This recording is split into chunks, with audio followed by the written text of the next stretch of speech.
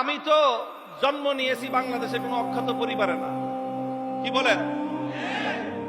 শাইখুল হাদিস আল্লামা আজিজুল হক রহমতুল্লাহ আলাইহির পরিবারে জন্ম নেওয়া সন্তান আমি।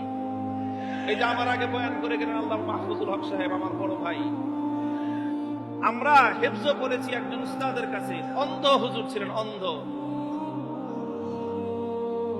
শাইখুল হাদিস রহমতুল্লাহ আলাইহি শুধু দিনের দিক থেকেই বড় ছিলেন তা নয়, পৈতৃক সূত্রে তিনি ধনী মানুষ ছিলেন, সম্পদশালী মানুষ ছিলেন।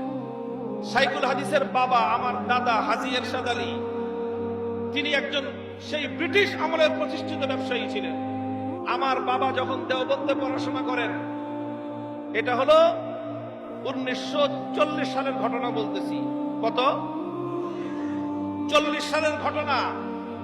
আমার দাদা তার সন্তানকে দেওবন্দে পাঠিয়ে